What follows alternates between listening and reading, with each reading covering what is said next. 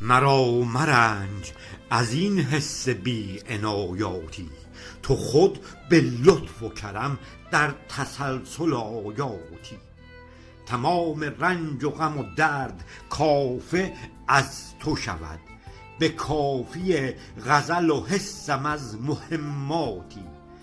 مرا کفایت لبهای تو غزل سازد، تو خود به گفتن صدها غزل مکافاتی.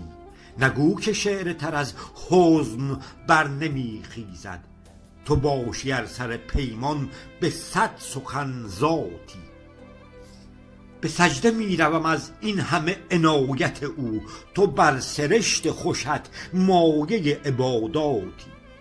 به حسن زلف و لب و دیده ات غزل سازم، به حسن صنع سر دیده ام شهاداتی. چو نیست غیب حضورش به دیده دیده خوش است، که دیده پر شده از تو که پرتو ذاتی.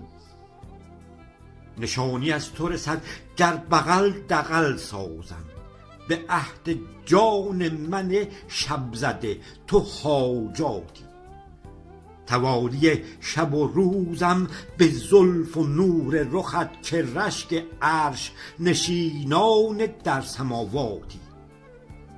بیا به نور رخت شعر طالب احیا کن، مرا مرنج از این حس بی عنایاتی.